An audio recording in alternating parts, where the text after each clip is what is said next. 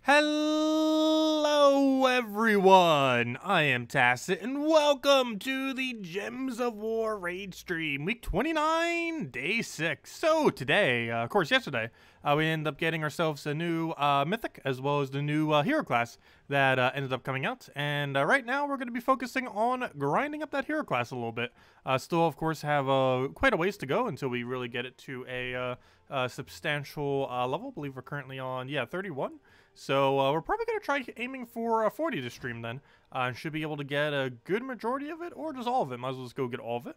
We didn't stream this morning, so we'll probably hand out 2 codes as well to stream. And obviously it'll be a little bit longer than what we normally do to make up for it a little bit. I was busier this morning, as I mentioned yesterday. So unfortunately we couldn't stream, but we are here now. And we'll be here for longer than normal.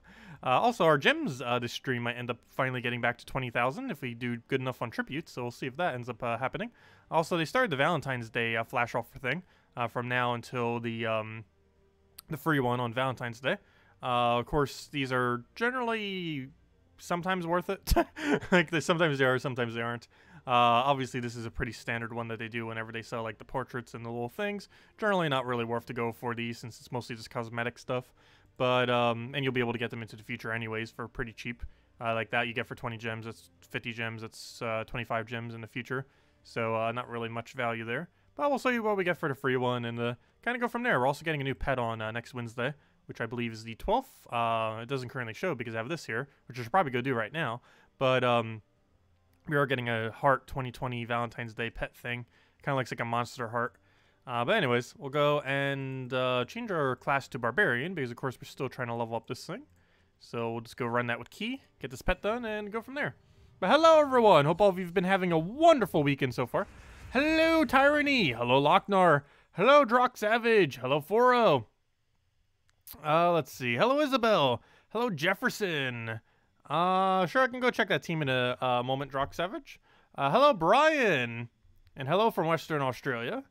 Let's see. The developers of the game are actually based in Australia too, if you didn't know that. I forget what part of Australia. I'm pretty sure some people in chat know. Hello, Army X-Tube.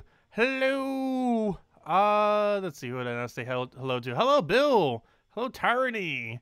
If there was one change to each class you would do to make them more viable, what would you pick and why? Oh gosh, that would take forever to mention.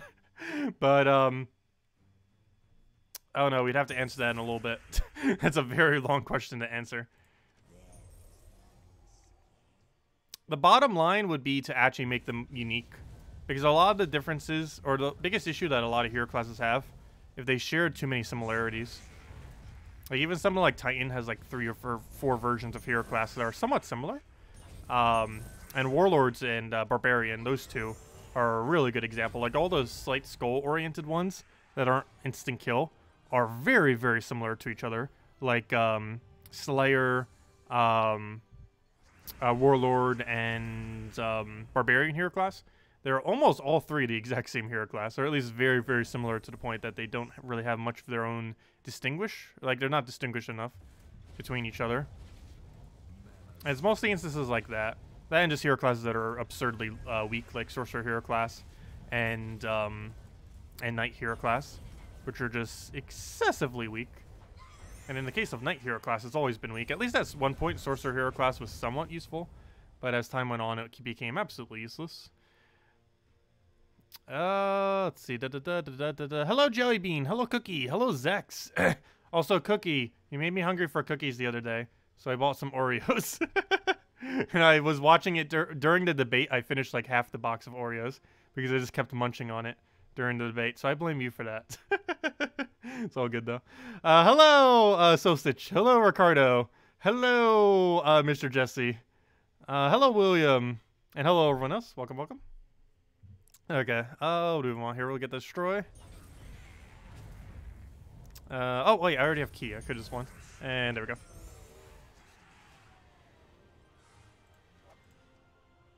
Level 32 already. Nice. Making progress. Regular thin or double stuff? Obviously double stuff. Who would get anything other than double stuff? There is no Oreo but double stuff. I have tried triple stuff before. It's way too much. Double stuff is like the perfect amount. Oh, what am I doing? I thought that was the win condition. Whoops. This is the win condition. There we go. Hello, Ricardo. Hello, VV. Hello, Jake. Welcome, welcome, welcome. Let's see. You just got into the game this past week. Nice. Your videos help a lot. No problem. If you have any other questions, feel free to leave them in chat. We stream every single day at 8 p.m. Eastern Standard Time here on YouTube. And today we're mostly focusing on leveling up this hero class some. Ideally to 40. I'll probably hand out 2 redeem codes too, which will have some resources in them. Because I didn't do a stream this morning, so now we have a spare code because of that. So let's give out 2 tonight. We'll probably give out the first one at, we'll probably do it at 35 and 39, I think. Once we get the hero class to 35, and then again once we get to 39. Seems like a game plan. What do we grab here? Level should come pretty quick because we're going to start by doing most of our dailies for right now. And a lot of dailies actually die pretty much instantly this late in the game, as well as they give 2 XP each, which helps speed it along compared to a normal battle that we might be doing, which only gives 1 XP each. Okay, get the last of our mana. That should be enough to double kill, and then he's dead. Is there a relationship between the background picture and the color of the starting gems? No. The starting gem board is completely random, and there is nothing that changes that. At least in the current state of the game. But no, the background doesn't really mean much in the current state of the game. Back in the day, it used to always determine what the trait stone is that you would end up getting a drop as. However, for some areas, that's not the case anymore. For example, PvP. The background you see in the PvP area does not determine the trait stone you get anymore. Because before it used to be linked to the kingdom. If you do it within the kingdom, it's still based on what kingdom you do it in, obviously. But outside of that, it's pretty much just a cosmetic thing that's just on the border, just to kind of show you where you currently are. But yeah, it currently means nothing. Hopefully it will in the future.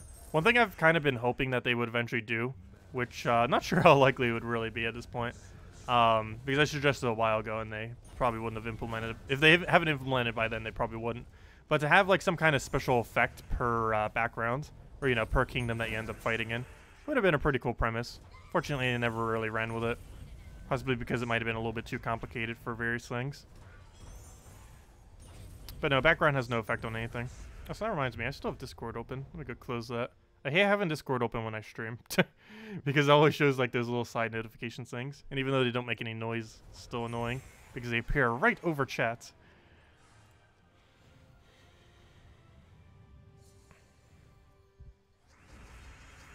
Okay, let's see, we'll grab that for now. Do we have any good manas? Let's take that. Oh, I didn't mean to give him those reds. Oh well. Do we have any good cascade here? Not really, so we'll stick a green. Hopefully get a surge for full mana. Of course we don't. We'll stick another one. Let him take whatever. Probably shouldn't give him brown there though. Luckily I can't really loop too well. That'd be sad if we actually lose this. It is goblins though, but it's not like a meta team of goblins. It's just kind of average one. Give him those reds, why not? Sometimes it's just quicker to give it to him. As long as it's not enough mana for them to win.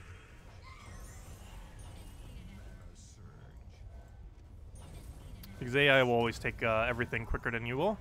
Which is beneficial for just wiping out extra turns that you don't want to take. Especially when there's multiple on the board. Actually ends up saving time. Hello, Decra. I've been having a pretty good weekend so far. Also, we didn't even need more copies of this thing. But oh well. Some class XP for Barbarian. Kind of funny, we're getting the Orc pet while we're leveling the Orc hero class. Works out quite conveniently there. Loading screen? What are you doing? Go, loading screen, go. Ugh, there we go. I was running armor that whole time. I didn't even need armor for that, but oh well. What we do need armor for, though, is this. So let's go and clear these out real quick with this team. Oh, that reminds me. I meant to go check that one team that was just posted earlier. I believe Drock Savage posted it? Let me go check what it was. 1 second. Almost completely forgot.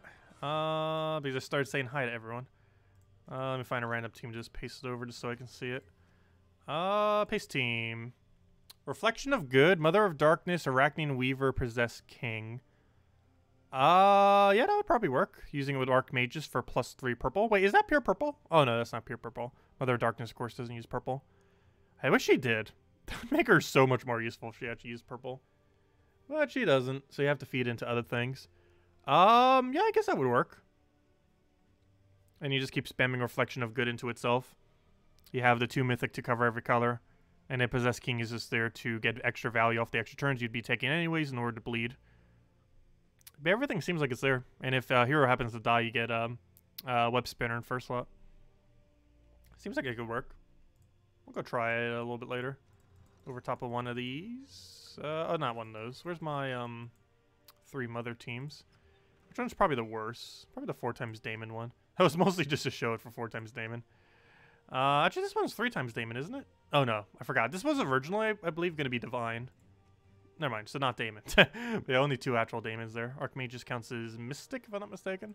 Pretty sure it counts as Mystic. Yeah, it's Mystic. That's what I thought. Maybe I'll mess around with it a little bit later. But for now, where's our Rowan team? That cold beer helps with everything. I do not drink. However, I do have foods that have it in it. Like beer batter, fried things, and fondue the other week with the beer thing in it. I just don't like it when it's... Like, I don't like alcohol, is the main thing. So if it's, like, cooked out of something, I don't really mind it. But, just, like, drinking something like that, I could never really stand.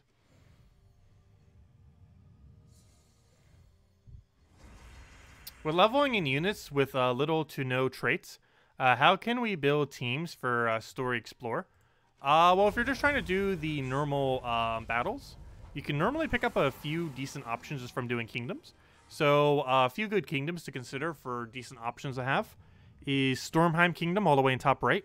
Ends up giving you Titan hero class. You can use this hero class as the only hero class you ever use, and you'll be perfectly fine just because of how well-rounded it is. You can use... you can play it out Forest of Thorns Kingdom. Giving out Forest of Thorns gives the troop that we have in second slot right now, that you probably see us doing a lot for quick kills. It's Rowan.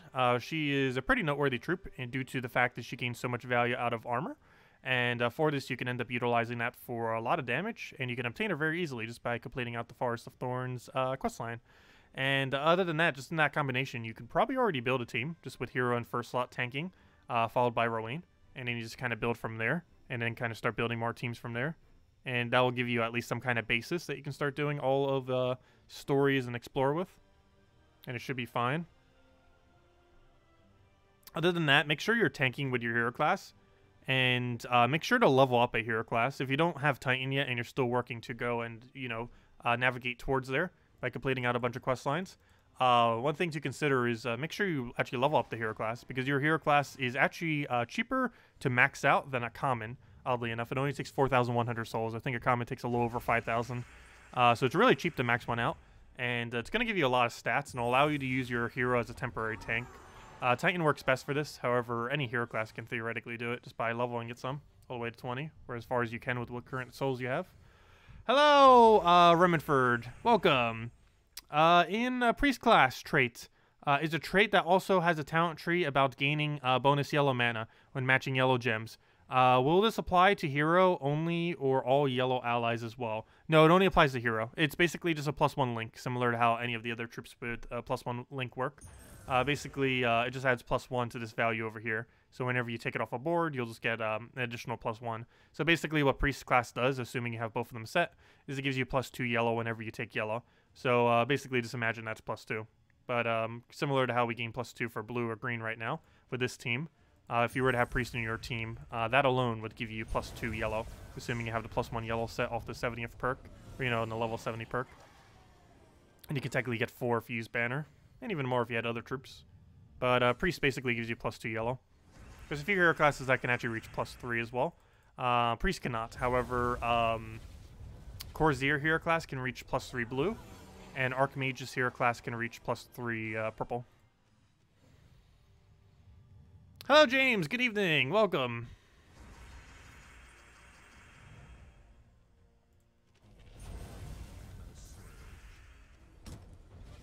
Oh yeah, Bard hero class is pretty strong. It gives 1 to all stats per turn to all yellow allies. And particularly earlier on and into mid-game, that's a lot of stats to be gaining. And I believe it's the only hero class that actually has the ability like that. The rest, I believe, are on Mythics. Oddly enough. It's a trait that's almost exclusive to Mythics, yet they have it on one of the hero classes, which are pretty cool. Okay, let's go switch over to... I just realized I never covered this video yet. I have these teams down here like this entire time for like the best teams of last year video, and I still haven't recorded it. I really need to do that soon. They're there for a reason. Oh no, there's only one problem with doing this team. We're not gaining hero class to Barbarian. Though we're winning so quick, I don't really think that matters. We can get all 3 of these battles done in like a minute. Maybe even quicker. Oh, you got the mythic. Congrats, Zex. Also, hello, Wygomora. Off of 500 plus keys and 10k glory spent. That's not too bad. I assume by 500 plus keys you mean gem keys. Oh, that doesn't one-shot. That's unfortunate. Oh, because I don't have magic set. That's why. It actually is enough to one-shot. I just didn't have plus 12 magic, which is 24 additional damage. Because she doubles it due to the storm thing. But there we go. Okay. That's that. That's that. Now we can go and get on to the grind for this hero class then. So let's go and keep getting this up. We are currently at the level of... Where'd it go? Of 32 it should be. Yep. About probably halfway through 32. So 35 will give out code and 39 will give out code. We'll probably try aiming for 40 this stream. Seems like a game plan. And all you really need to do for that is just quick kill explore multiple times. And once we get to level 40, we could probably show a video on it pretty soon. Oh, I forgot to check the forum earlier today. Did they ever make a verdict on what on earth they're doing with this ability? Let me take a red and see if it's already fixed or not. I believe they're not getting around to it till Monday. If they even get around to it then. Okay, I need to find a red. Next red we see that we can take, we need to go take. Let's see what happens. Oh, there we go. Already gained a level. I absolutely hope they keep it this way. Yep, it is still glitched. It's not a glitch, though. It's a feature. But yeah, it's still not working, as the text says. But hopefully it'll leave it exactly as is. I don't think there's an official post on it yet. Let me go check every dev post that was posted in the last day. There's a location to do that in. Ha! The post I gave that said for them not to change it has 16 likes. That's funny. Actually has more likes than the original post. Hopefully they don't change it. I really hope they don't. Oh, what am I looking for? That's not what I'm looking for, though. Where's the thing that has all of the dev posts on it? I know there's a thing that you can go to on the forum that has literally every dev post on it. There it is, dev tracker. Nope. There has been no mention of it this entire time. No developer has made a single post this entire weekend. Though I believe they have off during the weekend, so that might be why. But yeah, we probably won't get a solution until Monday at the earliest. They've literally made no posts since the hero class has been released the other day. And that one was probably automated as well. It wasn't even like a manual post.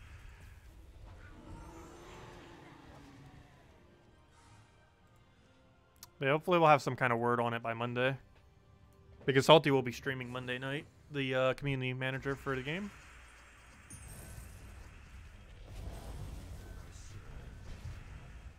$270,000 gold keys. That's quite a hoard you got there. Not even sure what mine's up to these days. I think it's at 150,000 or so.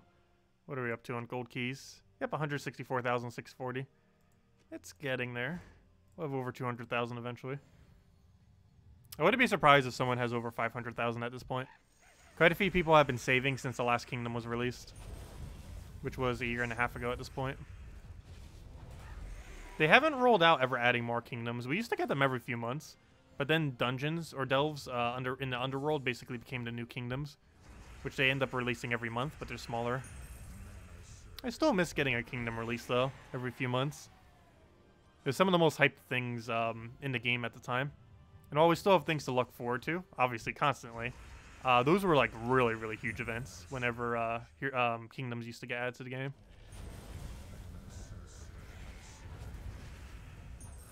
When I say Monday, I mean Tuesday. Or Tuesday Australian time. Monday for most rest of the world. Time zones are weird. But you know what I mean when I say Monday.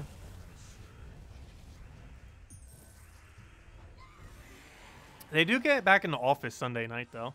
Which is their Monday morning. So I guess theoretically they do get back in Monday.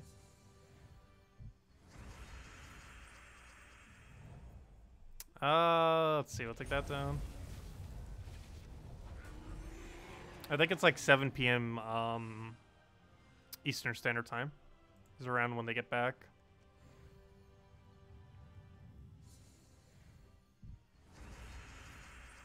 So that means we could know by tomorrow night's stream then, when we go over all the spoilers for the week. Assuming they answer it once they get back into the office. So that's probably the earliest we'll know any info on it. What on earth they're going to be doing with the hero class. Hello, cat person. You're looking to finally buckle down and grind out souls for Dawnbringer. Nice. Do you know the fastest way anymore? Yes. Go to Explore 2 with Dragon Soul and a bunch of troops that give it additional mana with a Purple Storm in last slot. Arena seems like a bad idea with the new Explorer. Yes, it is. Arena is generally not the best way to do souls. Earlier on in the game it is, but assuming you own Dragon Soul and or Fair Shra, it is quicker just to run them than it is to do Arena. The cheapest team you can build is Dragon Soul, any 2 troops with Necromancy, followed by a hero with Purple Storm. The next cheapest you can do is really viable is Dragon Soul with double Azurus fully traded, which gives you a +1 purple for each of them as well as Necromancy. It's the best Necromancy troop to basically synergize with Dragon Soul. And then use hero with Purple Storm in last slots. The next upgrades that you can end up doing is changing out last slot for Umberwolf. So you can end up having a perpetual Purple Storm in case the battle goes longer than 4 turns, in which you use Dragon Soul, double Azurus, and then Umberwolf in last slot. And then the final upgrades you can make is replace the Azuruses with Fair Shras. So go Dragon Soul, Fair Shra, Azurus, Umberwolf, or Dragon Soul, double Fair Shra, Umberwolf. With that last one mentioned being the strongest possible soul farming team. Again, that is Dragon Soul, double Fair Shra, and Umberwolf. With the hardest component obviously being the double Fair Shra.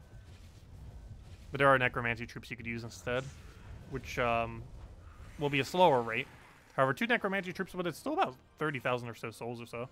Actually, it might be a little bit closer to 25,000. But basically what you do is you go to Explore 2, and pretty much anywhere you want, as long as you don't have anything that has a revive on death. But just go wherever you want with Dragon Soul and the rest of the team.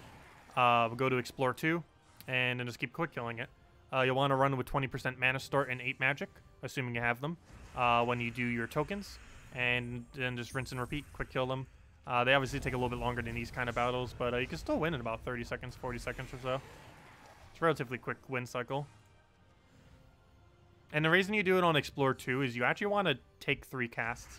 The reason you want to take 3 casts is Dragon Soul will reach the max amount of souls after casting 3 times. And Explore 2 is the perfect location to be able to go and get exactly 3 hits. Because generally it won't take more than 3 hits, and you'll be able to get the exact amount. Won't be less, won't be more in most situations.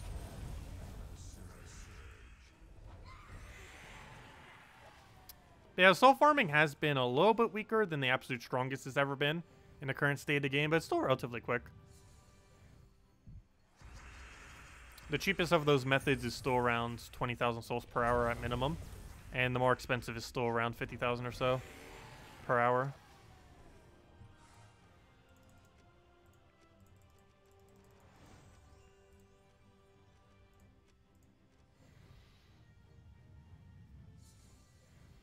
Let's see. Umberwolf is one of the last 6 legendaries you still don't have.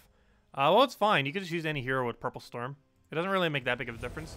The only reason for you really using Umberwolf is it gives a perpetual Purple Storm in case the battle accidentally lasts longer than 4 battles. I mean, 4 turns. Generally speaking, it will end within 4 turns, but sometimes it doesn't. And that's mainly what it's for. One nice benefit of not using Umberwolf, though, if you haven't maxed out every single hero class that has Purple Storm, you can end up doing so. Theoretically, you could even use all the hero classes that have Red Storm as well. However, if you're using Azuruses, you would get better value out of using Purple Storm than using Red Storm, as well as if you were using Ferris Raz to any capacity. But theoretically, you could run all the Red and Purple Storm hero classes in the last slot, any of them that have it, in order to passively gain EXP. Kind of like what we're doing now, but at a slightly slower rate, but you'd be gaining a lot of souls, essentially.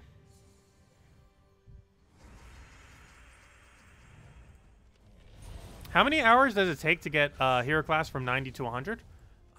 Depends on the method, but it takes around, I can actually, assume you can win 3 per minute, which if you're using the team we're using right now, you should be able to easily get 3 per minute. But assuming that's,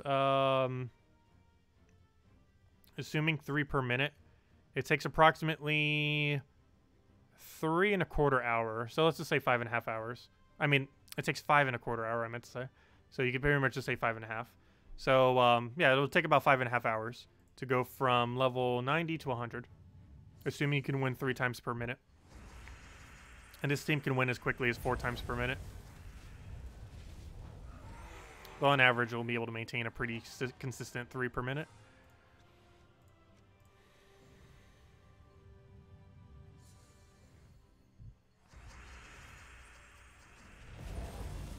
If you split that off among a couple days, you could do it in just like 2-hour sessions over 3 days, and you'd 100% have it by then.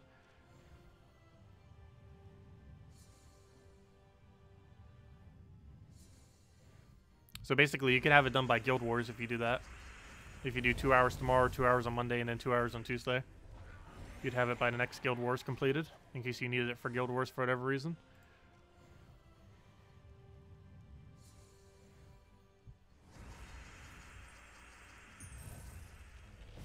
You finally forged Zugov. Congrats. Is there any team with him for Explorer 12? Yes.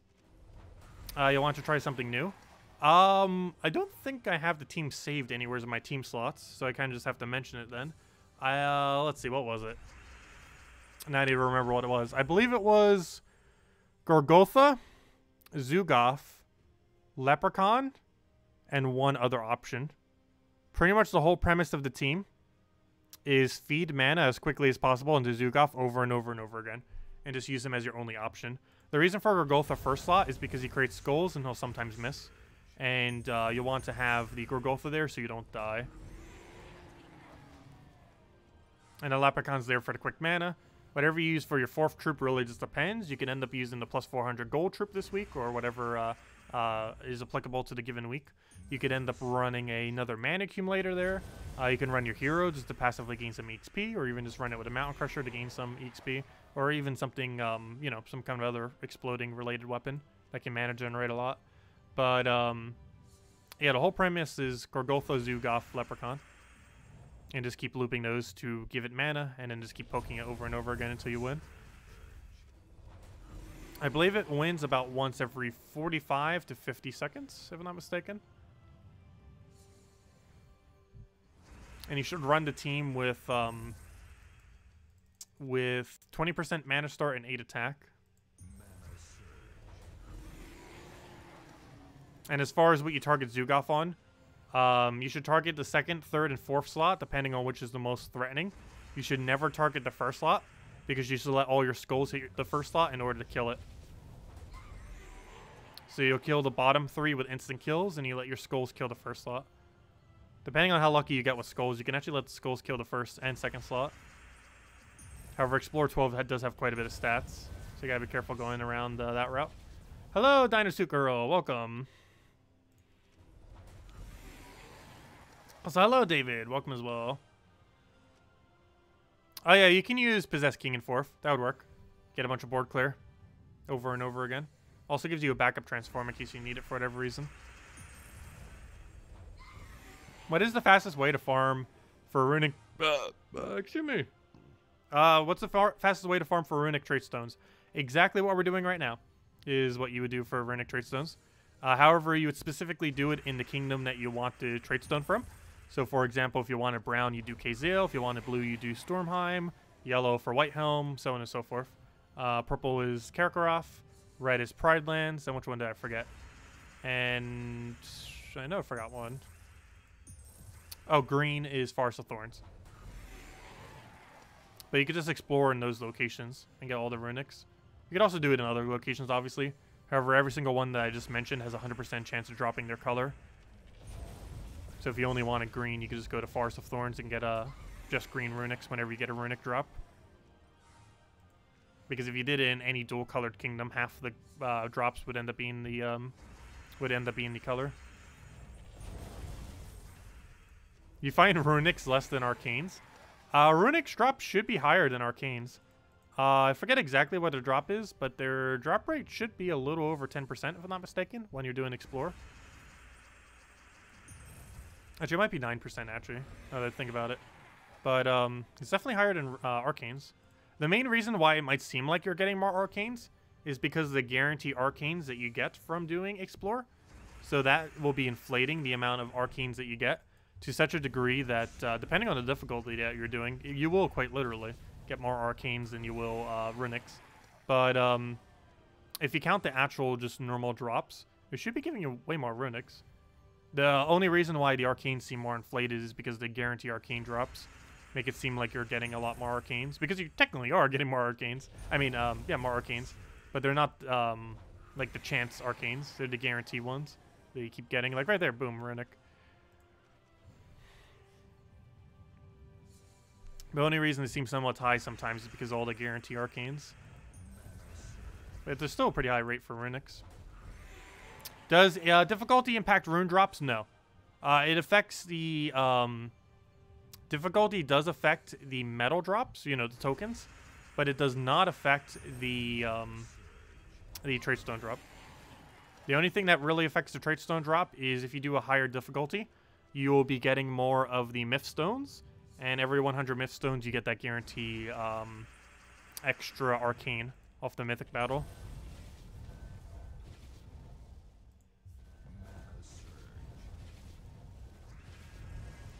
But aside from that, it doesn't affect trait stone drop rate at all.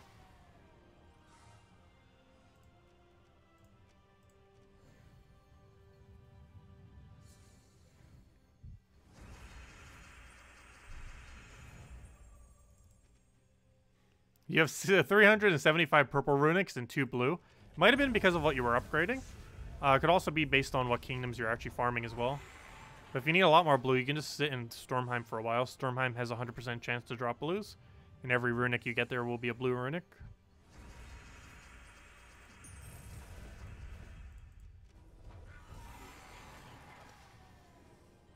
You need 3 more Anu for your medal. Nice. Hope it won't take forever. It will. Tokens take forever and a half to get. They take a very, very, very long time.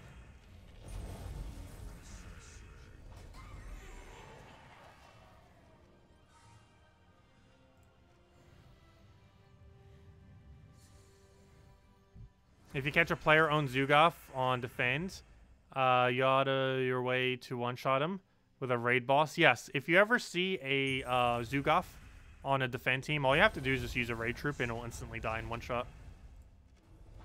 Because the extra multiplier that you have from raid troops do apply to Zugaf.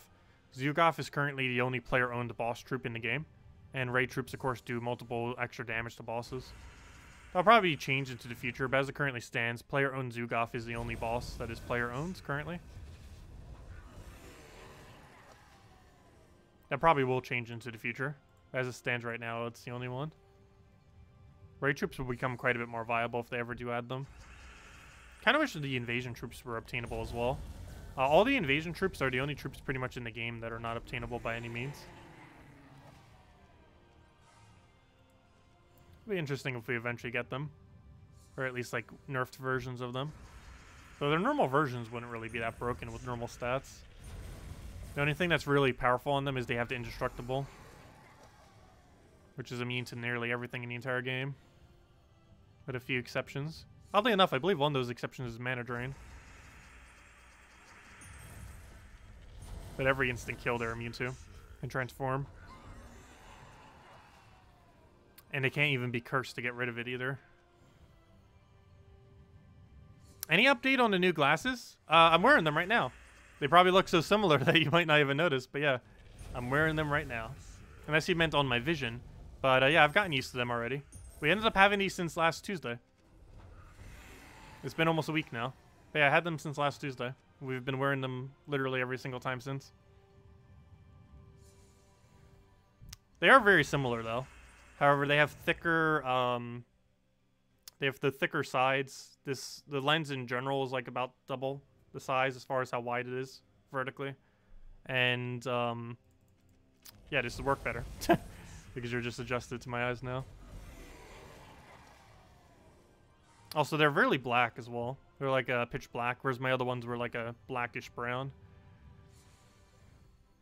They probably both look black though from a distance. I actually thought my previous glasses were actually black until I saw this one. It's like, oh gosh, that is like pure black. It's like a jet black kind of black.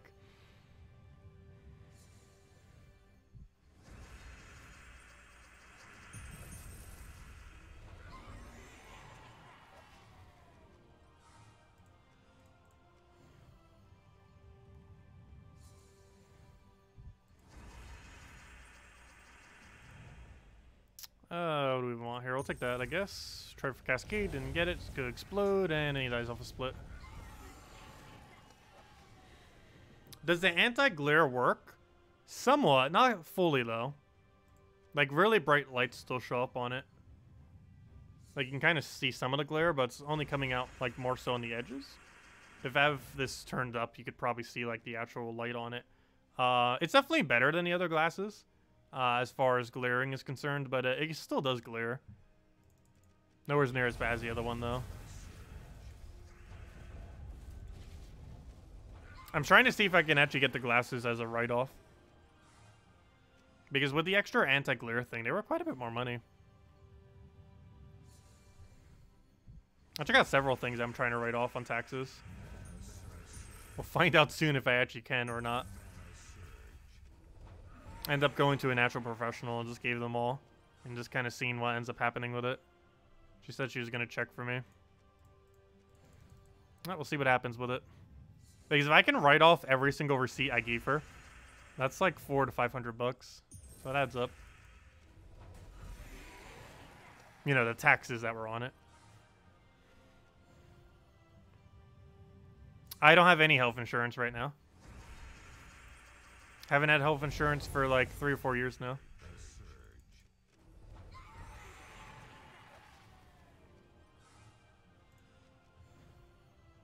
Because my mom has no health insurance, so I can't use the thing where I can be on my parents' plan until 25. Because even though I was still under 25, I'm 25 now, but even though I was still under 25, my parents had no plan.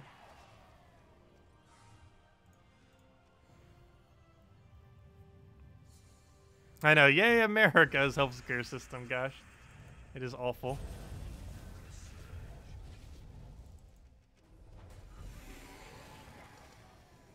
And EpiPen still costs absurd amount of monies as well. That I need to get every single year.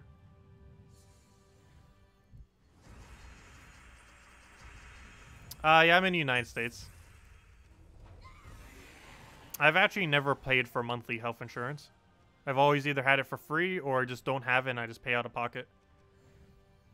Because as long as you don't go to the emergency room, it is actually cheaper to just not have insurance when you're younger.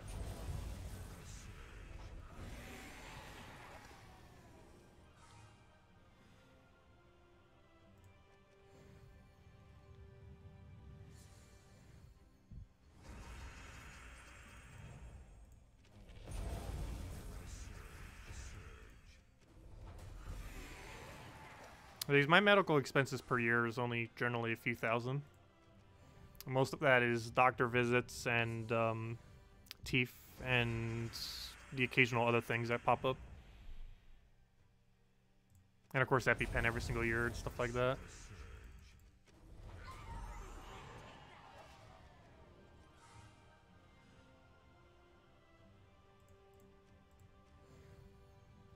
I'm not gonna file for bankruptcy.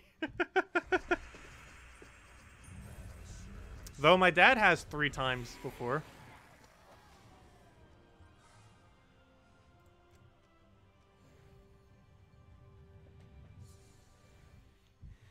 What do we take here? We'll grab that.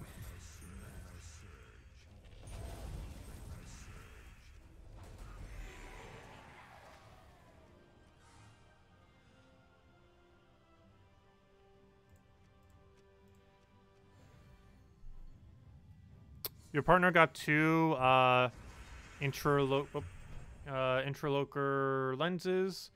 He never has to wear glasses or contacts again, and has perfect 20 vision. But the surgery costs 26,000 in New Zealand dollars. Ouch. I don't know. I'd rather just wear glasses. Compared to that much money.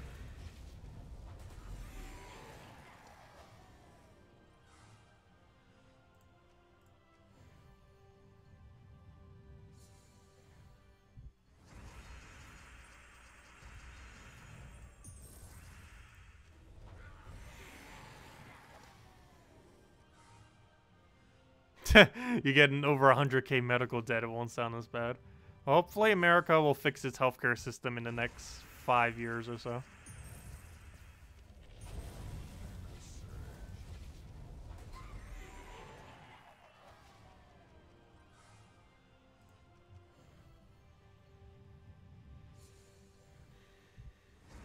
Hello Liz, welcome.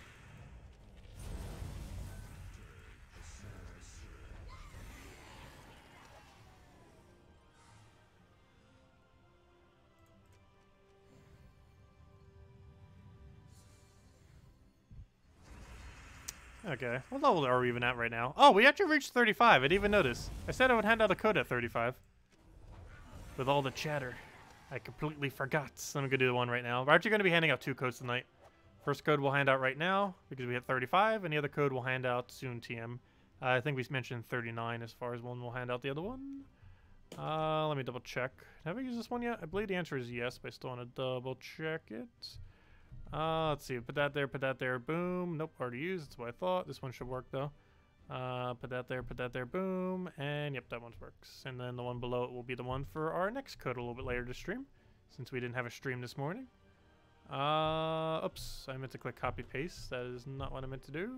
Copy, paste, and here you guys go. There's a redeem code. Use it on gemsofwar.com with the game code section, or simply click that link. Your invite code can be found if your settings menu. Redeem code's right over there in chat. Just copy paste the random letters. And it gives the same thing as always. 2 treasure maps, 1 gem key, 200 souls, and 2,500 gold. Let's go grab our tributes. 18 gems. Hey, I was going to say, we're probably going to reach 20,000 gems this stream. And I was correct. We already reached it. Nice. 20,003 gems. We're finally above 20,000 again. But code gives the same thing as always. 2 treasure maps, 1 gem key, 200 souls, and 2,500 gold.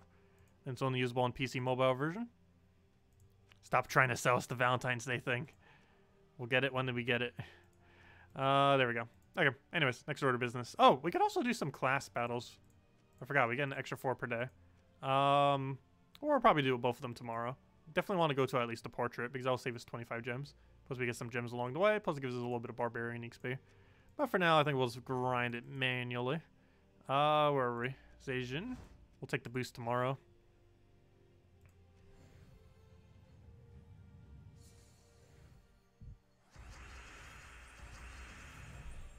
Okay, let's see, we'll take that for now.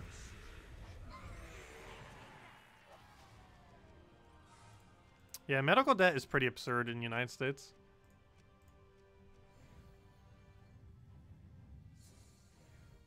Gotta be really careful, too, that I don't have a nut allergy reaction. Because the amount of costs associated with that without insurance is anywhere from about $4,000 to $10,000 every single time it happens. Luckily, it has never happened since I was in 1st grade. It's only ever happened twice. Once when I was like 1 year old when they realized I had the allergy. And then 1st grade. And it has never happened since.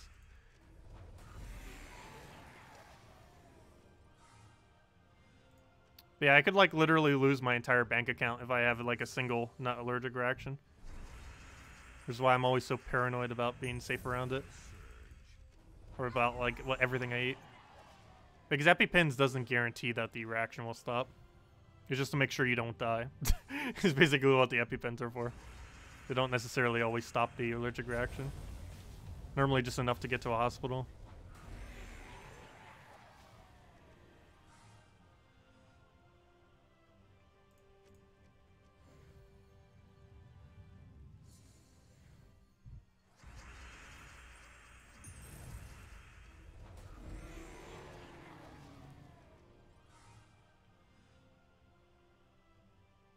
Also, we might need to restart the game soon. That loading screen keeps getting buggier and buggier because we keep spamming and winning too quickly. And the game doesn't like it when it wins quickly because it keeps lagging more and more. That's been an issue with this game always. Hasn't been as bad in the current state of the game, but it still happens. At one point, you couldn't quick win like 30 battles without it starting to like lag. Now you can go quite a bit longer until it starts lagging, but it still does lag eventually. If you were a new player, would you advise on holding a certain number of glory gem keys at all times? No, I generally use them immediately. But the only exception being if the next mythic looks any good. But even then, you pretty much still just use them immediately. Because the value that you would get from using them immediately is better than saving them. There are only 2 keys you don't use immediately when you're a newer player. And into mid-range, or into mid-game. And those 2 main keys are event keys and seal keys. Seal keys because you need to wait until you have 40,000 for your guild. And sometimes you might be in a smaller guild that doesn't reach it. Or your guild just happens to not be at 40,000 on a given week. Which happens a lot more often in early game. But you only want to use your seal keys when you can get 40,000 out of them for the max chest. And as far as event keys, you want to save them for when something actually good is in the event key drop table. And I go over that on every single Monday. And if they are or aren't good. This week was a Sin Mirage event, so nothing in the drop table is particularly good, so you can just skip over it this week. But it changes from week to week. And there are definitely weeks that are better value than others. This one being a pretty bad value week. Next week also... next week's a little bit mixed. It's Sword's Edge. It has a few utility troops. Overall, I'd probably say it's worth skipping, though. Nothing exceptionally meta is in Sword's Edge. The most noteworthy troop in Sword's Edge is... what's it called? It's Queen Jezebel. Which is like an attack buffing, mana draining, or mana gaining troop. And yeah, we'll have another redeem code a little bit later in the stream as well. Did not have to use the gem key. You got Mother with only 50 guild keys. Very nice. That is pretty lucky. You just cracked a Yagway. Very nice. That is insanely good to have. What should you do with them? Trying to think of what you would have at level 100 range to really synergize with them. Pretty much anything that can create red or purple onto the board is pretty useful. If you happen to have it from Bounty Hunter, it's a rare troop. Synergizing with Feral Hound would probably be pretty good in early game. It creates a bunch of red and purple. And while it's normally done in a Bounty Hunter kind of situation, if you don't have other options, you can actually do it in a PvP situation too. And I'm not sure if you have Mountain Crusher yet from leveling up Brown Mastery, but you could go something like Mountain Crusher, Feral Hound, Yagway, and then like one other option. And the other option is just to feed red or green mana to your Yagway, ideally red. So if you have something like a Hellcat, you could end up doing that. If you have something like a, what's that one Lava Troll called? I think it's literally just called Lava Troll. I believe it's a blue-purple that doubles red, if I'm not mistaken. But yeah, I believe his name is Lava Troll. If you happen to have that laying around, he doubles red, which will help your Yagway quite a bit. Oh yeah, I didn't double check. Is the new Sword's Edge legend next week even good? Just because we're getting a new legend doesn't necessarily mean it's worth using event keys. Well, obviously, if you're in late game, it does. But to early to mid-range players, it doesn't actually matter if there's a new troop or not. It only matters if that new troop is actually good. Let me double check. I actually didn't bother checking yet. Let's see. Which one's the legend? Next week's new legend converts purple gem to yellow and greens to skulls. Deal magic +1 damage to 2 random enemies. All knights gain 50% mana. Never mind. That is absurdly good. Wow. Yeah, definitely use event keys next week. My bad. It has 25% score reduction as mana, 50% mana start to all knights. And it converts purple to yellow and green to skulls. So it has a double converter. While also having damage to 2. That might actually, on face value, be the highest valued ability that any 50% mana start troop has. Because not only does it have standard double convert, but instead of having some kind of, like, barely any effect, like a double enchant or a double bless or something like that. Well, actually, double enchant's pretty good. Double bless, not so much on Quillen.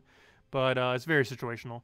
But, yeah, that's a double damage that it gets to do. 2 random enemies. I'm not sure if I can double tap on the same enemy, though. I assume it's 2 different enemies. However, the card doesn't say 2 different enemies. It just says 2 random enemies. So that means it might be able to actually double tap on 1 enemy. Which would actually be pretty beneficial as well.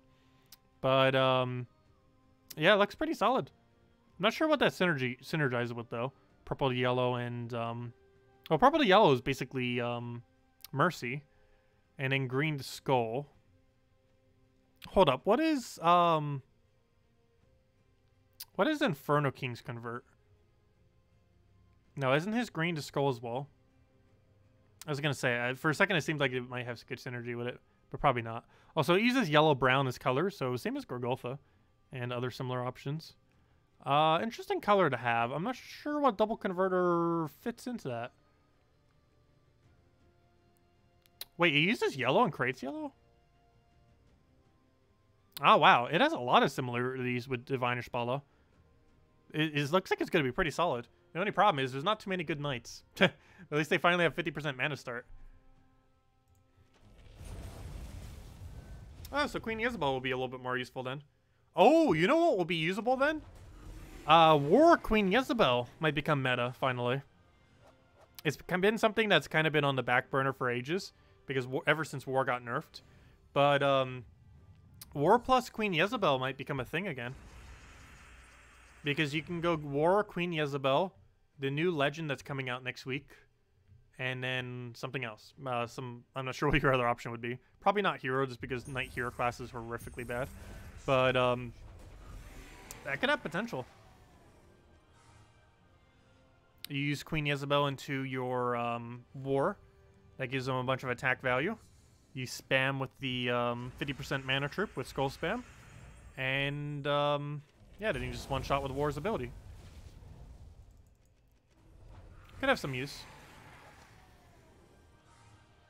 You spend 8k guild keys, 4,200 glory gems, 1,422 gem keys. Why do I feel like this is going to end with you not getting it? And 155 glory keys to get this nerfed junkie mythic. Oh, good, you did actually end up getting it. I was going to say, if you opened all that and didn't get it, that is quite disappointing. But that is quite a bit of resources to put into it. I got pretty lucky this time. It took us, I believe, 250 gem keys. So that means we'll have about 1,500 or 1,400 or so gem keys by the time next mythic comes around. So even if we get a little bit unlucky, we should hopefully still have enough. Well, that's not the direction I wanted. However, it still works, so I guess that works. No, Death Knight used to be considered a knight, but they changed it to undead. At one point, it did count as a knight. However, as of several months ago, they changed it to undead.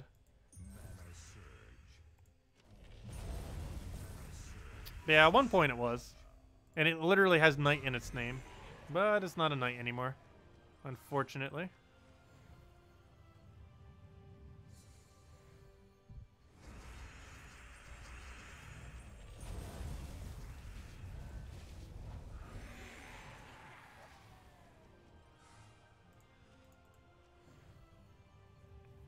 What level are we these days? I'm not even paying attention to our level ups. We're still 35. Well, that's why. We haven't actually gained a level yet. From where we currently were earlier. Though we should be any moment now getting our 36. Every single time I check it, we're always like a 3 XP off or something. Let's see. Nope, a little bit more. We have 8 to go. To next level.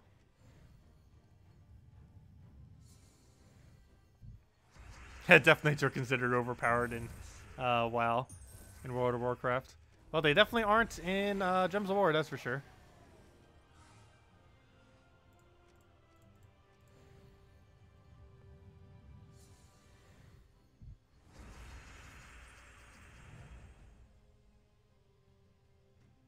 Oh yeah, Ethereal Sentry.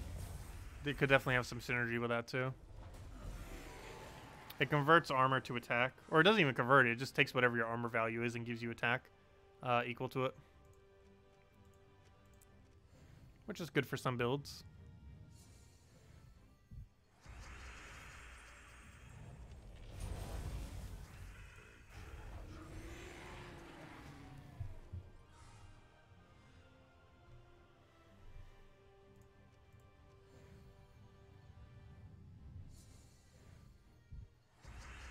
Oh, what was the other question that was asked? Let's see. Is there better than Chief Dargon or Stargazer to feed High King Iron Guts? Your High King Iron Gut has about 50 attack. Earth's Fury if you happen to have it. but there's a good chance you might not actually have it laying around. Other than that, you can feed High King Iron Gut with... oh, that's what the Sentry was mentioned for. Yeah, you can use Ethereal Sentry for it. However, the Yellow Storm might not really help that much. I guess it could. It depends what kind of team you're running with it. But it would convert your armor to additional attack. So if he has like 40 armor, it's additional 40 attack. I personally feel like Stargazer would be better at that point, though, just because you get it immediately.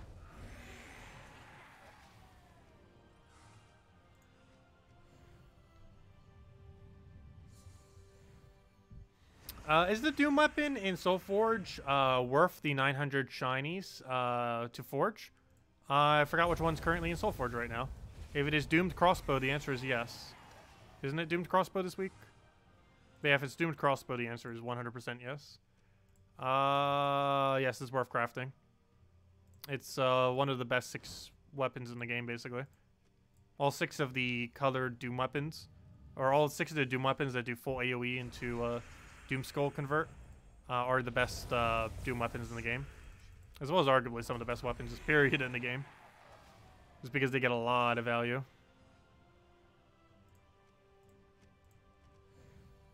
It's definitely worth it. The biggest issue with it is this 900 diamond cost. Then it costs 2,200 red. But probably the diamonds are more annoying. The diamonds you are more likely to have, though, compared to the red that you need. But the diamonds are worth way more.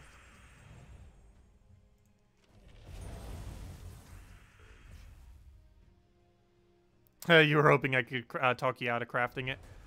Well, it's not used in that many teams, though I would advise having it. And the main reason for that is having every single one of the doomed full AoE weapons that do the Doom Skull convert thing is basically the cost of about 1 mythic. And I would consider it way better value to have all 6 of the Doom weapons that have the full AoE damage like that into a Doom Skull convert, rather than having 1 mythic. The value that you would get from having those 6 weapons is pretty high, and while you might not use each individual one that often, in cumulatively all 6 of them you would use quite often. Each individual one not as much, but I don't know, it's a great option to have, all 6 of them. Certain things each of them can do that others can't. The green one's the absolute most useful, though.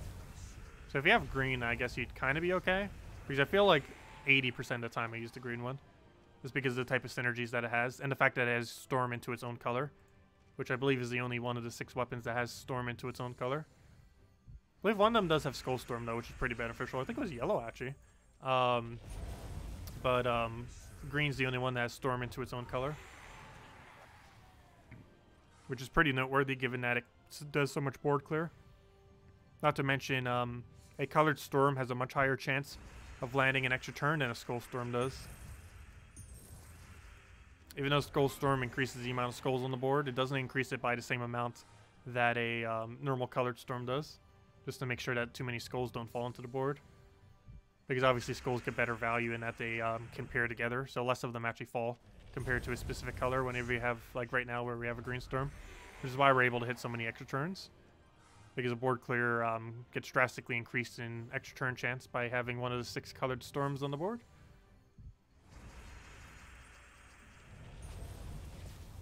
Also, one interesting thing that was added this patch, however, we currently have 0 options that do it. As of this most recent patch, even though they don't technically exist yet, were added dual color Storms. So we will eventually be seeing in the very near future troops that actually have 2 Storms simultaneously. These will likely be worse than pure color Storms. However, there will be some really niche teams out there that might be able to actually utilize them. We'll just kind of have to see. But from what I can tell, it statistically, due to how boards or how gems fall down onto the board, it should be worse than pure color Storms. We'll have to see. And there might be some teams where that do get better benefit out of it. For example, whatever ends up finally giving a red-purple Storm is going to be insanely overpowered for Yagwe. As long as it has at least some amount of synergy with Yagwe. Though the only problem is there's so many dual-colored combinations that could be forever until we actually end up seeing one that has it.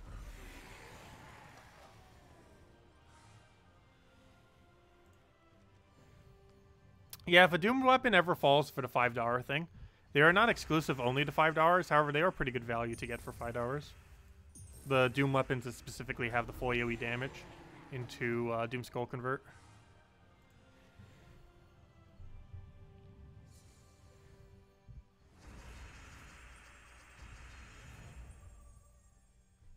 Whew.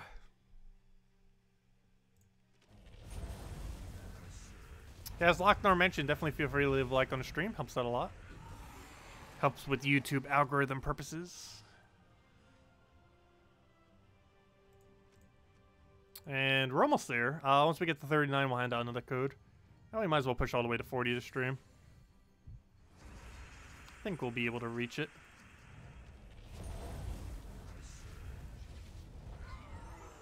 Because we're pretty much already halfway there. Because it probably took us longer to get from 31 to 36 than it does from 36 to 40. Both are about the same distance, though.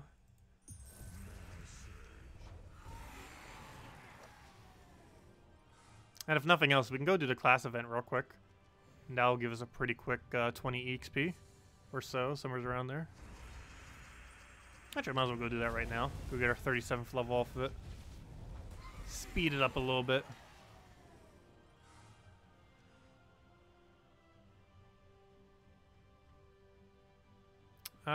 Let's see. Where were we? Let's go to games. Let's go clear this out real quick. I believe we can still Dawnbringer kill this area. We're just going to be running with Barbarian. Oh yeah, and Barbarian's still very broken right now. And that it gains, if you're using a red weapon, it gains attack from everything.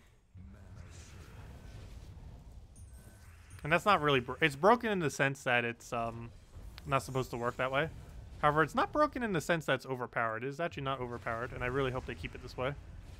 Because this hero class will be useless if they don't keep it this way. If they were to change it to make it so it does exactly what it says on the card, it's going to be useless. The second they make that change. I'm really hoping they don't. What do we take here? Take that for now. Because they accidentally made this hero class useful. Which is very rare. Normally they make hero classes pretty bad.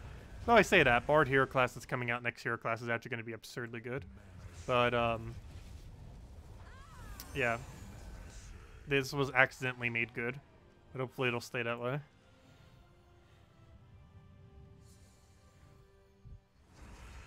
They never nerf stuff. They do.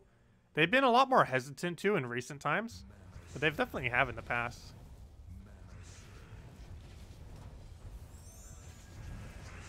They've always been pretty hesitant with it as of recently, though. Like the last 2 years, they've been pretty hesitant at nerfing anything. Which is somewhat bad because then it just keeps power creeping stuff.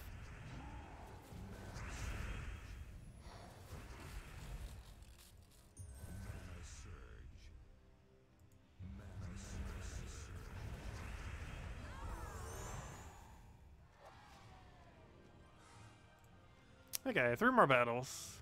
Unless we happen to get another Valraven very quickly and we have enough to take next set. I don't think we will. Unless we get like a Valraven next battle.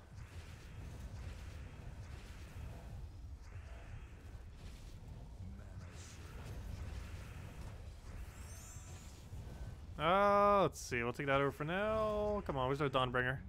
Get our big Dawnbringer hit.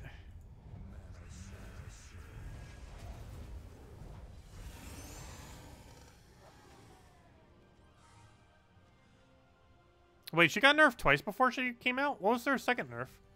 I know the first nerf was to her boost ratio. I think her final trait was changed. However, didn't it technically change for her buff? I believe originally it was going to be bleed all enemies based on purple. But then it was changed to bleed all enemies based on extra turn. And honestly, I would say bleed all enemies based on extra turn is actually better for her. Because depending on your team that you're using her for, you're not actually spamming a lot of purple. You might be, depending on how you're using her. But she gets a quicker startup if it's off of extra turn rather than off of purple. Oh, it went from 10 boost ratio to 4 to 1. Wait, when did they make it a 4 boost ratio? I never saw that one. I know they nerfed it from 10 to 1. I didn't realize they nerfed it to 10 to 4 to 1. Could have sworn the ability used to be bleed on purple though. And technically them changing it to bleed on extra turn is a buff to her. However, they nerfed the ability twice, apparently. Let's see. So maybe that's why they actually nerfed it one of the 2 times. Was when they ended up changing it so it had a better final trait.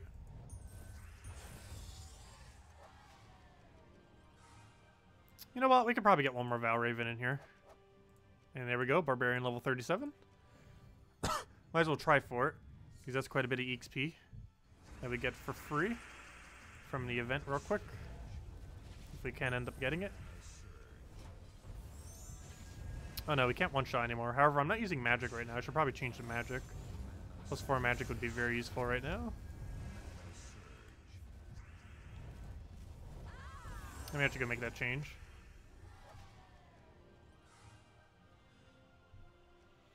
They said on stream about that it's better to buff something than deal with the outcry of nerfing something. Yeah, they've done that with a lot of mythics. However, they say that, and then they sometimes never buff the mythics.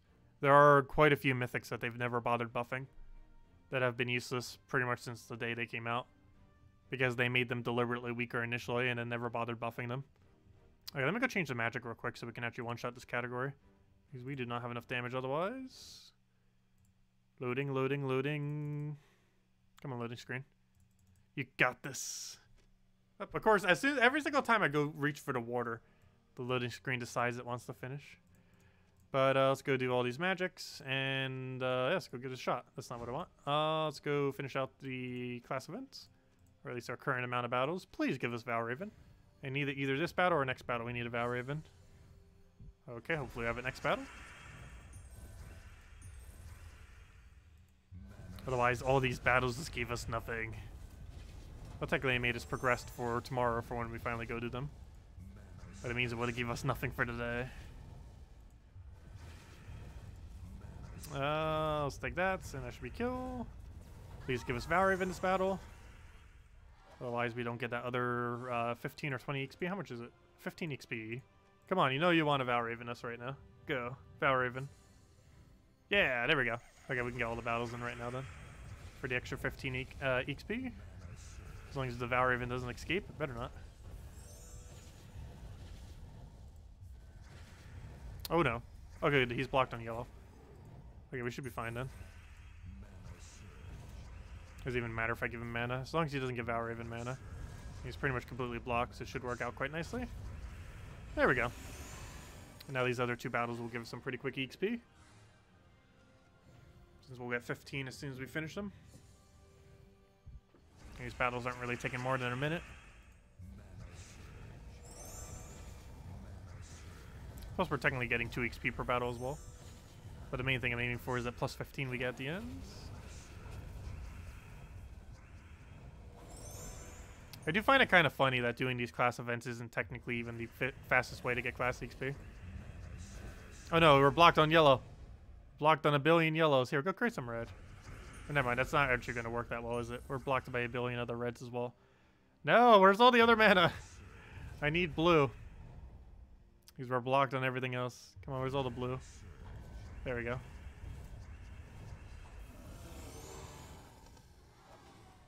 Is that 3 times Garnock? Yes. And the main reason for that is it gives Dawnbringer additional damage. That's the whole reason why I'm doing it. Obviously, we need one of them for half mana start, but the rest of them is just for extra damage off of Dawnbringer. Dawnbringer does 2 additional damage per yellow troop on your team. And obviously, he counts as a yellow. And while his mana doesn't stack, his him counting as a yellow does.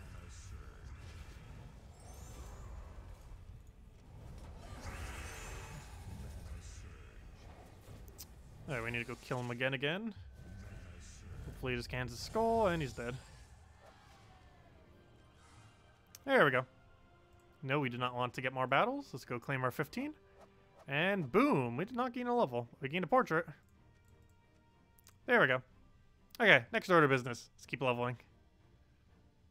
Also, I should probably change back to armor rather than magic. Now that we're going back to Rowan team. Armor. Okay, and let's go back to Zasia and explore. I feel like we're going to have over 1,000 of this arcane if we don't already. Let me double check. How many are we currently sitting at? Are you over 1,000 yet? Brown, yellow. We are not, surprisingly. Well, we will be soon.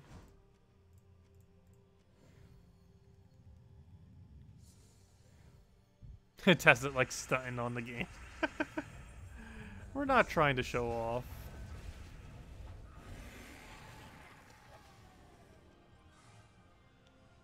So really surprised we haven't reached that level yet. How close are we? Gained the plus 15 and everything towards it. Yeah, I was gonna say 8 off. We're getting there. And then at 39 we'll have code, and then at 40 we'll end it. Because that'll be our main goal for now.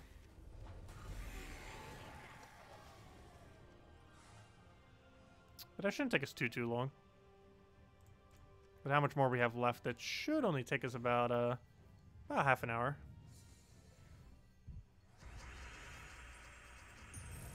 Okay, I'm not even gonna go grab that. We already have a kill.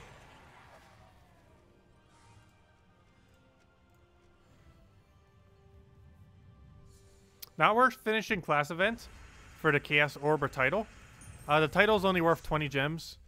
The Chaos Orb, the only problem with going all the way is I believe you have to spend about 250 gems.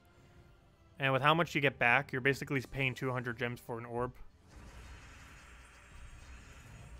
It's also possible that 3 packs won't be enough to go all the way. And if it's not, then it's definitely not worth it. But no, I normally don't mess around with class events. But how far would you need to do to get that other little benefit from it? If it's not on 3, it's not worth it. Nope, it's all the way at 4. The portrait right there. But you have to spend so much just to get there. You have to spend 500. You have to spend 500 just to get the 25 gem portrait for savings. You get some EXP along the way too and other stuff, but you can also just mass buy EXP for 1 gem each, which is why I generally value it at 1 gem each. Theoretically, if you were to buy just to tier 1 to tier 7, it actually costs about 1.6 gems each per EXP. Or sorry, 1 to 6. It costs about 1.6 gems per EXP. And then once you get to the final one, it costs 1 gem per EXP. So it's even worse rate at these earlier ones. I generally do not advise getting these. Not to mention that whenever a new hero class comes out, the leaderboard is extremely contested as well. So if you are going to bother doing it at the power level hero class, you probably want to do it after the fact. Just because you're going to get almost no leaderboard value out of doing it the week of a new class. Compared to if you were to do it after the fact at some point when it rolls back around again. Though, of course, one of the main reasons so many people do it when a new class comes out is because it is new, and people just want to get it rushed upwards. Since obviously no one has it upgraded at that time, since it just came out on Friday.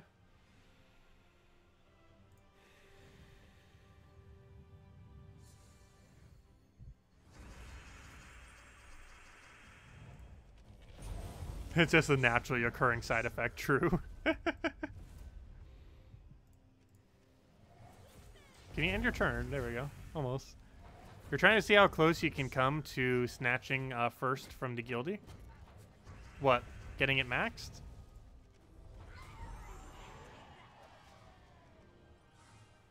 Or do you mean for Guild Wars next week? I believe we got Paragon again. I've lost track of how many Paragons we've gotten in a row. I think we've had it for almost half a year now at this point. We've had a pretty big streak for it. I believe it's 4 in a row. So that's like a third of a year. Quite the Paragon streak. We're going to lose it eventually, though. As few as 1 loss can end up losing us Paragon. Depending on how the rest of the guild does. I'm pretty sure we've had it for 4 months in a row. If not, we had it for like 3 of those 4 months. If it wasn't directly 4 months in a row. Oh, there's one of our levels. The next level will hand out code. Our second code is stream. And then we'll finish out to 40. What's a Paragon? Paragon's the highest rank in Guild Wars. If you have the highest rating for Guild Wars of your entire guild, the following week you'll become Paragon. What's pretty relevant about Paragon is 2 things. It's really good for testing defend teams, because every single person, assuming they win the other 4 battles in Guild Wars, will have to face you as their final battle. The other thing that's pretty decent about Paragon is you end up getting additional stats for when you do Guild Wars. So oddly enough, it is actually easiest to maintain Paragon if you're already Paragon, because Paragon has the highest amount of stats of anyone in your entire guild, due to the fact that if you buy additional stats, the way that it works is some of that bonus goes to everyone else who's a higher rank than you, and Paragon's the absolute highest rank, so you gain additional benefit from every single person who's below you, which means you'll have the highest stats of anyone in your entire guild, assuming that everyone is buying some amount of extra stats, which generally speaking is always the case, unless you're in a really small guild. Because even in mid-range guilds, you tend to at least buy like a few into each. Obviously, you probably won't go for 4 or 5 because those are pretty pricey. At least like 1, 2, or 3 you normally go for upgrades. And every single amount of those upgrades affects the Paragon, as well as everyone else above. But Paragon gains the most amount of stats out of it. It's the reason why, as you're going through Guild Wars, generally speaking, the stats keep going higher. And this isn't just because the people have more natural higher stats. It is all, which they might also have. But it's mostly because of the fact that all the stats you buy end up getting higher the further you go, and going all the way to Paragon, which has the highest. So even if every single person in the guild had max stats, the Paragon would still have higher stats than the first battle, due to how the system of Guild Wars works. And this applies when you do offensive battles as well, not just defensive, which is one of the reasons why it's easiest to keep Paragon as a Paragon. It's kind of odd that it's that way, but Paragon has the highest chance of being Paragon in a guild. It's kind of weird. It is the way it is structured.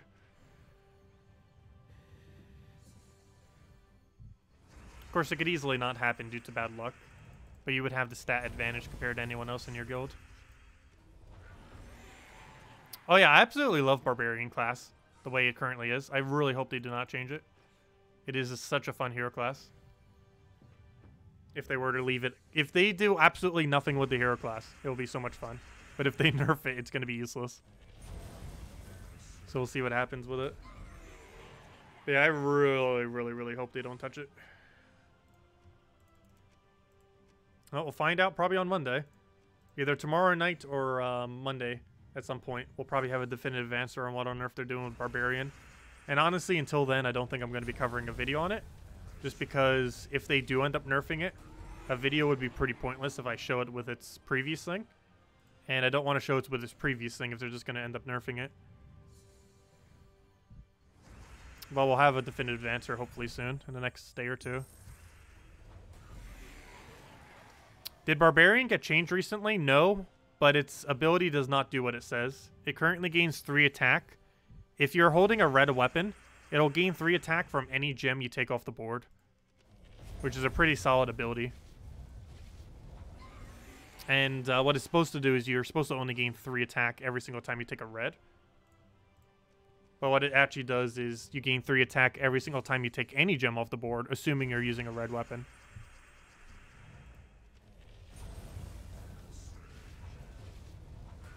Also, whoever coded that failed miserably. But whoever coded that also just made the hero class fun. So hopefully it'll keep it that way. Because if that's what they were trying to code, what it actually says, they failed pretty hard. Yes, in early game, gaining 3 attack from anything off the board actually would be ridiculously overpowered. However, later in the game, it's actually pretty average. Which is why I'm kind of hoping they keep it that way. But yes, from an early game to mid game perspective, that ability is actually pretty broken. However, there are quite a few abilities that are broken like that, like Dragon Soul. Dragon Soul can keep spamming 20 full AoE every single cast, even if you only have like 5 magic or something.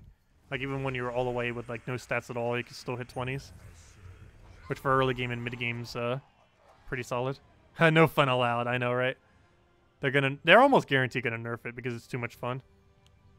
I feel like what they're gonna do, even if they keep it as is, they're gonna if they even try to keep it as is, they're probably gonna nerf it to 2 attack rather than 3 attack, or even down to 1 attack or something. If it was 2 attack, it'd probably still work. If it was 1 attack, it's probably too much of a nerf for it to be viable.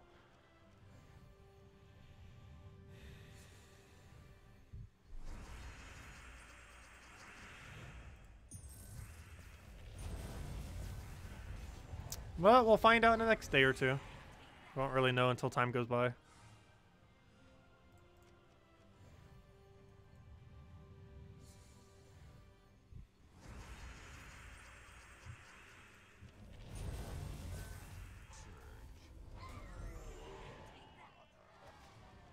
Oh, so we should be almost halfway through this level. And then it's code time. Round 2. Let's see. Yeah, we should be about there. If I could guess a number, it's 12. Nope, 20. Halfway there. 19 to go. They're going to buff it to 5 attack. They're not going to buff it that hard. What they tried to do was make it like Warlord's ability. Warlord gains 3 attack whenever it takes skulls. And the ability, based on the text that it says, if it was to actually function correctly, would give 3 attack whenever you take red gems. Which is the exact same thing as Warlord. The exact same use as ability. Except it does it on red rather than skulls.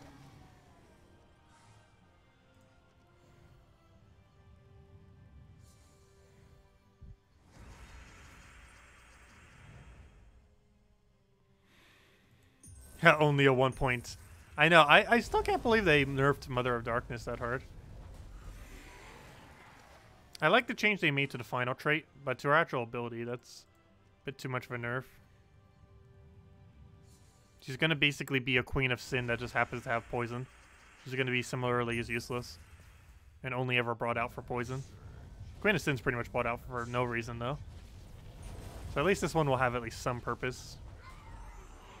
Not to mention, in future true damage teams, there might be setups for it where it's actually not horrible.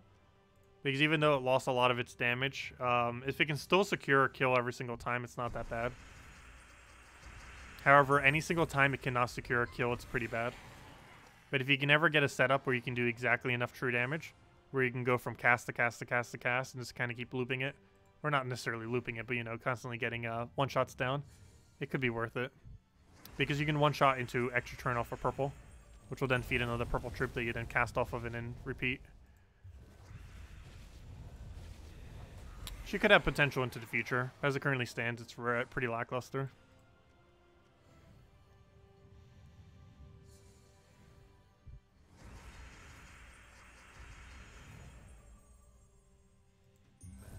They're hooking up Barb to make up for how useless the thing was. I don't know, I hope both of them get a buff. Well, all Barbarian needs to do to get a buff is just not get changed. Just literally keep him exactly as is. And it'd be fine. Just change the text on the ability to make it work like it does right now.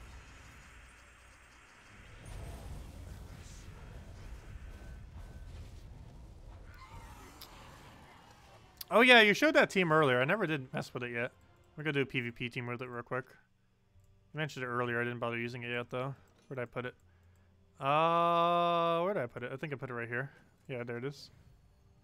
This should be pretty solid. We'll just get mirror up immediately. And then just kind of spam from there. Problem is, we really need purple mana. And we don't have any purple. Just kind of keep baiting it until we get purple out of it.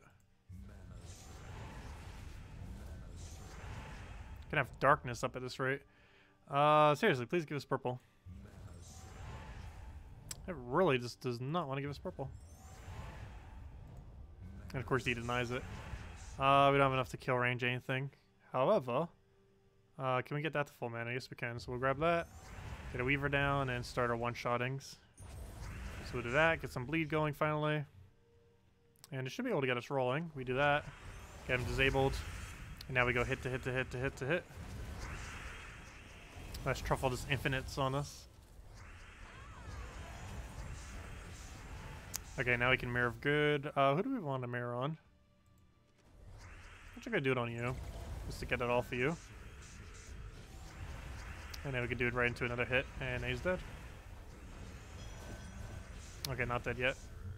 Please don't infinite us. There we go. And there we go. Life spinner the first slot. And it's good to go.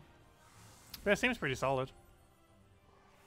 It has a backup for a lot of things, since you have the backup summon. A lot of mana accumulation once it gets going. A little bit hard getting it going, though. It is extremely dependent on purples on starting board. Besides from that, it's pretty solid. Like, once you get it going, it's solid. You just have to really hope you have purples on starting board, otherwise it goes very, very slow initially. Like right now.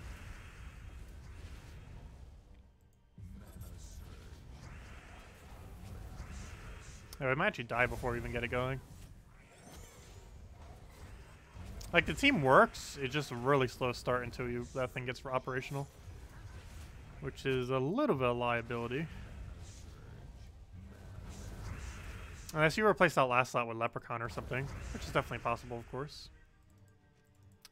Though at that point, it's pretty much the other team I was using, if we were to make that change. Okay, unfortunately, due to bad boost ratio, that is not enough damage to kill.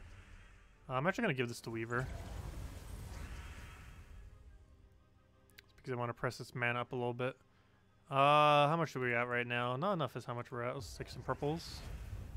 Grab our blues. That gives us another Weaver, and then we could probably get going from there. So we'll go throw that down. Those are going to die anyway, so I'm never going to bother hitting it, so we could just go do double hit with this. I was going to use that mirror. How do you not die? You're supposed to be bled. Did it really just cleanse bleed? Or everyone was supposed to die? Apparently. Otherwise, it would be dead right now.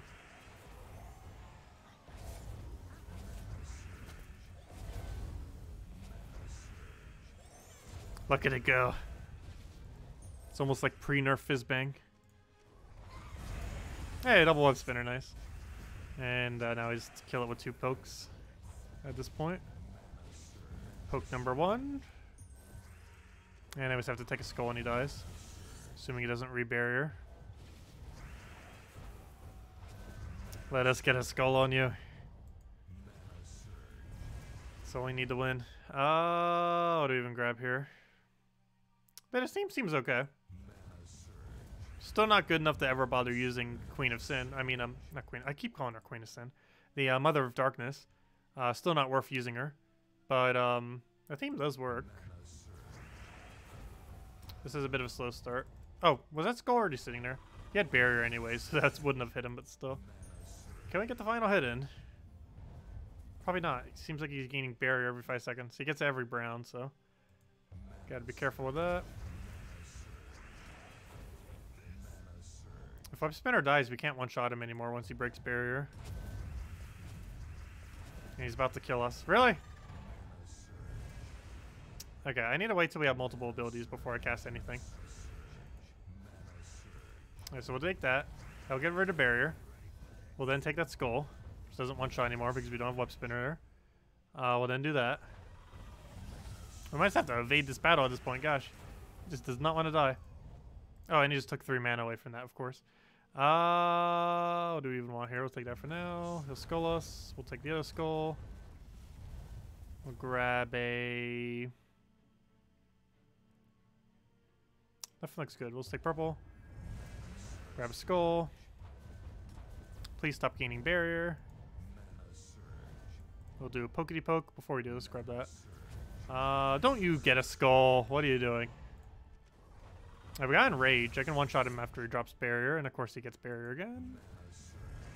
Why must you do this to us? Okay, I gotta play out this battle now. We came this far. We're going all the way until he kills us. Okay, good. We were able to use Reflect there. Now all we have to do is just make sure he does not get a brown right now. Of course he takes brown. Let's see. We'll grab that, take our skull, get it for free, and you're dead. Finally. What even was that battle? But yeah, she's still not worth using. Don't think there's any team that would ever make her viable in the current state of the game.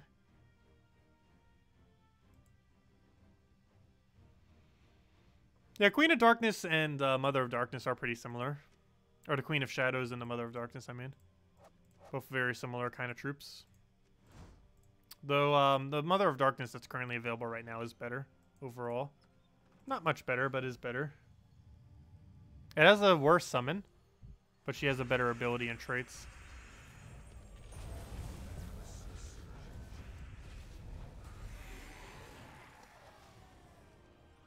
But you should never be using her for a summon. I wish we had more abilities that were like that, though. Like the current Mythic of Mother of Darkness. Where you basically have an option if you basically get to choose what option you want. If you secure a kill with it, you will guarantee get the secure kill option. And if you don't secure a kill, you'll get the guarantee not secure kill option. And I really love that premise for a troop. Because it basically gives you an either or choice without it actually being an either or choice troop. Or basically, depending on how you use it, ends up determining the either or.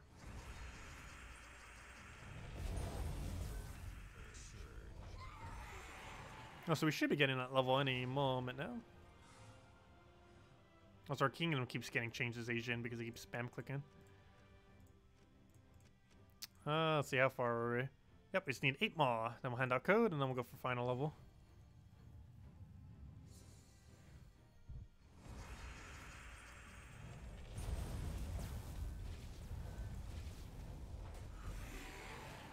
And by final level, I mean level 40.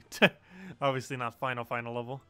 It is not level 100 yet. Actually, and I'm ending it at 70 as well once we get it eventually to 70. There's no point in getting it to 100 until we absolutely have to. It's 70. It's 100 perk is useless. Though like every hero class, the 70 perk is useful though. It's kind of interesting. On every single hero class in the entire game, 70 perk is useful. But on many hero classes in the game, 100 perk is useless. Kind of interesting how that pans out. Because 70 is the only category where it's pretty much definitively always useful. And 100 is more often than not just always bad. With a few exceptions in there. Like 7% instant kill. That one thing that has a bunch of immunities. And sometimes that elemental thing is sometimes worth it. Depends on the what its other abilities are.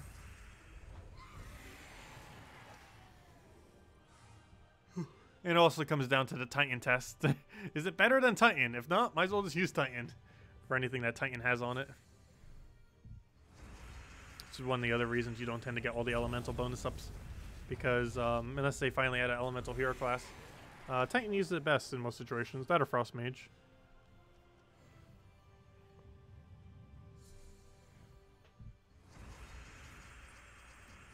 Though we did end up getting it for Archmagus, but the main reason for that is because of Vespera. It synergizes with Vespera teams for pure purple Vespera teams. That's pretty much the only reason why I got that maxed. And that's relevant for Purple Guild War Day.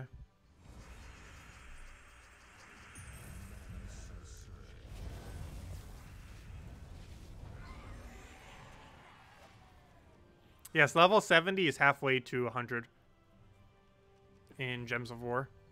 That's how math works. 70 is half of 100. There's always weird game numbers like that. Where halfways is not actually the halfway number.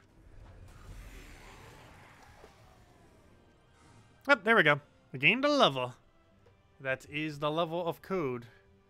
So let's hand out code. Set at 39. We'd hand out another one. And here is the other one. Let's see. Put that in there. Put that over there. Click redeem. Click refresh. Put that all the way to the side. Copy the whole thing. There we go. Okay. And put this right over here. Where'd it go? Put it into that. And there you guys go. Use this on gemsofwar.com with the game code section. Or simply click that link. Your invite code can be found underneath your settings menu. Redeem code's right over there in chat. Just copy paste some random numbers and letters. And give same reward as always: 2 treasure maps, 1 gem key, 200 souls, and 2,500 gold. And usable only on PC mobile version of the game. But there you guys go. And invite code, of course, is bottom left of settings. Whatever your game says there. And redeem code's just right over in chat. There you guys go. Second code is stream. First one I'm pretty sure has already been used up by now.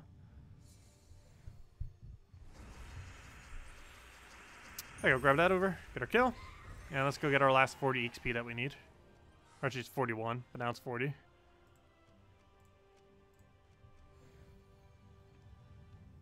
Which, based on our win rate, should take about 10 to 13 minutes. Which means by 9:50, we should be done. Or at least in my time zone.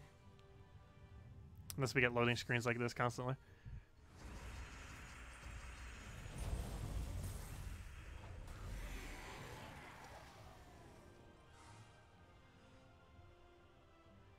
So many big loading screens. There we go. Now, how many likes are we currently at right now? I didn't even bother checking. I don't normally have it up to even see. Like, I'd have it so it overlays my stream. I used to have that at one point on the stream. I don't anymore. I just have the live view count thing. Let's see, how many do we currently have? Oops, I just reopened my stream. That's not what I wanted. I wanted the actual page. Also, so I can leave a like on my own stream. Because why not? Oh, and there goes an ad. We're at 28. Let's see if we can reach 30. Come on, everyone. We can reach 30. We're at 29 now. We need one more. Someone else like. We got this. Let's see. Did we hit 30? Nope. Still showing 29. Let's see. We'll throw that down. We're so close yet so far.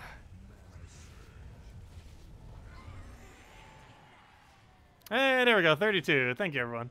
Nice. We have done it.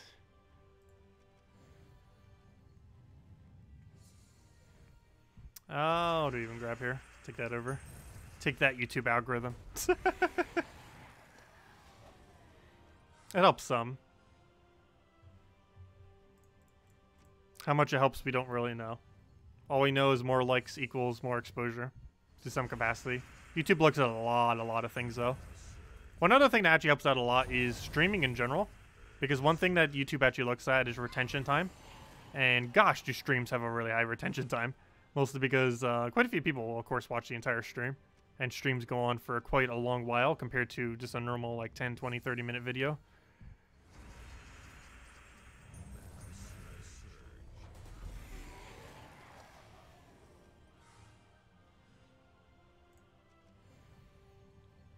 Okay, Salty. I know, right? I'm not holding it hostage, though. What would be salty is, if we were to go and, say, at 50 likes, we'll hand out a code. That would be a salty move. Because she always holds redeem codes hidden behind, like, viewer count, normally. She normally does first one at, like, 100, and then normally goes up to 200. Though some of them, it goes a lot lower, depending on the stream. It just normally, since she's a developer, she has access to show things that don't exist in the game. So streams tend to get quite a bit more views because of that. Because she's showing things that don't even exist in the game yet. Like, for example, actually, I'm not sure if she's going in doing anything like that this Monday. But last Monday, she showed the new Mythic. And the previous Monday, that she showed the new hero class. The Barbarian hero class, that is. And by new Mythic, I mean the shadows that came in yesterday. I mean Mother of Darkness, not Shadows. Gosh, I'll keep messing up her name forever.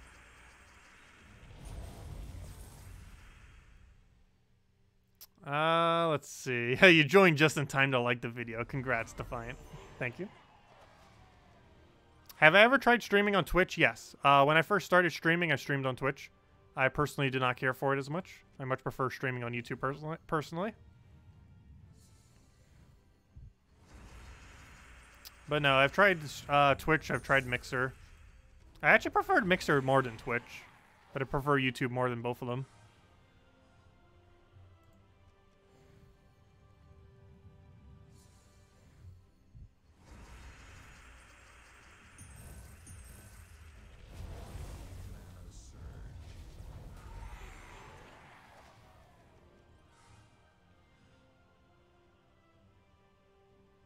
But I'm not sure if I would ever start streaming on Twitch again.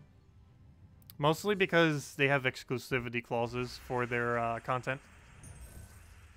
So I wouldn't be able to multi-stream to YouTube if I did it there.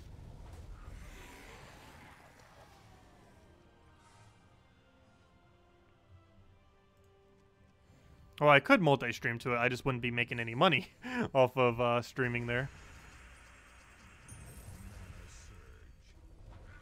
And given that we're already cutting it pretty close as far as how little we make, definitely gonna kind of stick with YouTube. YouTube actually has the highest viewer numbers of any streaming platform, oddly enough. The overall amount of viewers is higher on Twitch, but the amount of viewers per stream is actually higher on YouTube.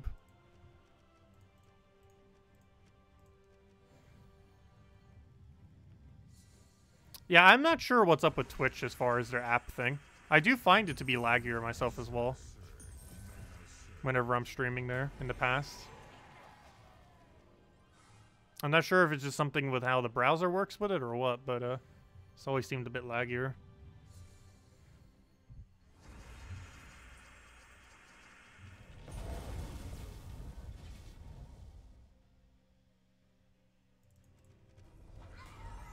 Yeah, it does seem like most streamers do go to Twitch, and honestly, I have no clue why. Like, I don't understand, like, what's so enticing about Twitch, personally.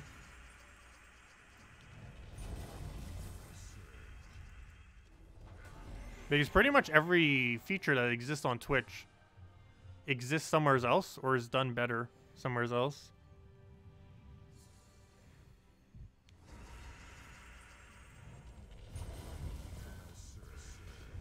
The only thing I hate that YouTube does not have, though, is you can't host other people's streams. YouTube does not have that functionality. There's actually quite a few things that YouTube's actually missing in that regard.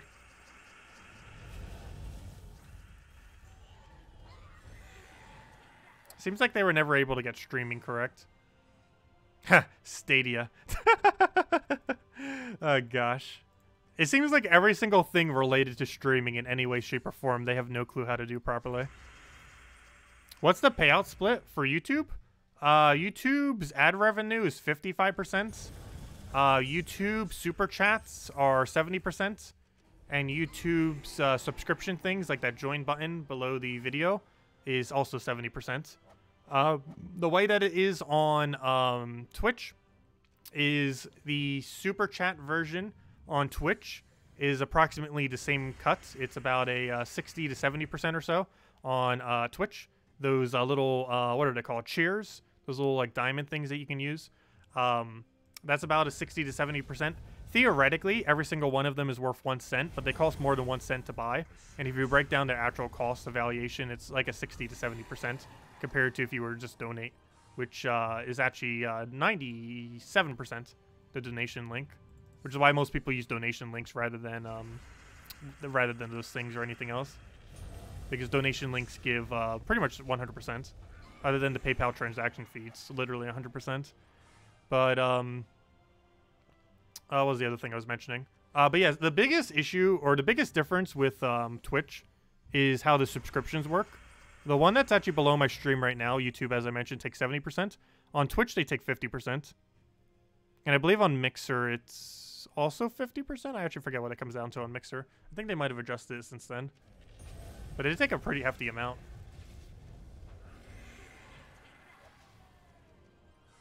Even YouTube taking 30% from it still seems pretty high. But you guys get emojis for it. And those little icons.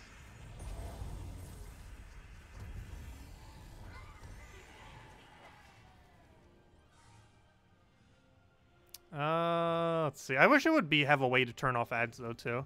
There isn't currently any way on YouTube to offer no ads with that little subscription thing per month. If they ever do add that functionality, I would definitely enable it. For those who don't use ad block.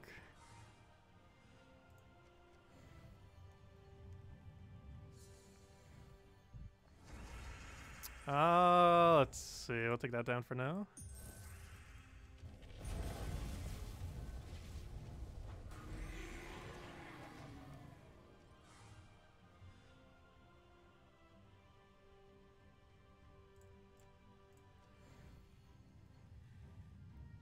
Did they nerf Barbarian class yet? No, not yet.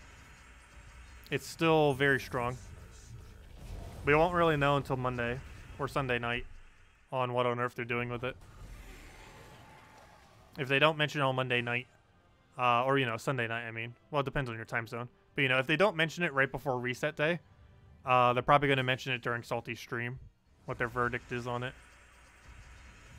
And who knows, it might even get tweaked on Monday's thing, and they'll end up mentioning it during the preview thing tomorrow night. But only time will tell.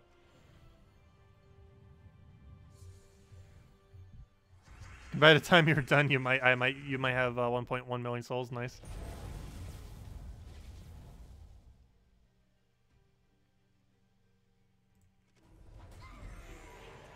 Yeah, I personally don't use ad block. Mostly because as a YouTuber, I know that's how most people make most of their money. So I just leave ads on.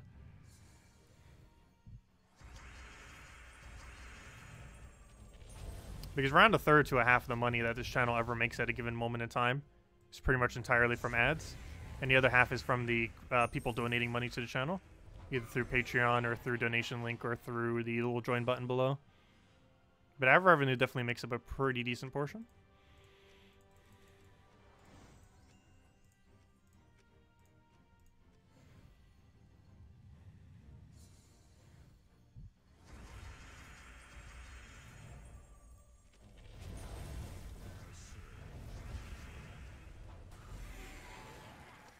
Wait, smart TVs have ads on them? I never knew that. Though I don't have a smart TV. I've never owned one yet. I actually haven't owned an HDMI TV until a year ago when I ended up getting a Switch. Like 15 months ago was the first time I've had an HDMI TV.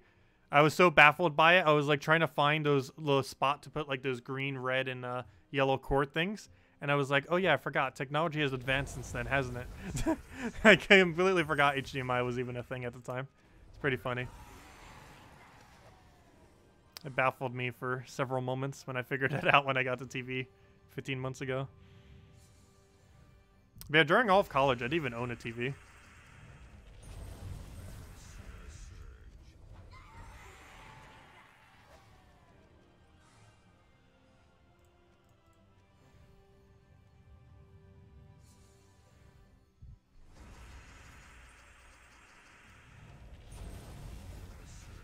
And he's dead. Oh, so we should be pretty close to that level as well. Nearly on top of it. Let's see, what are we currently at right now? Let's see, class. We are 4 battles away. Nice, 1 more set. And we will be there. So if anyone has any other questions, that would be a great time to ask.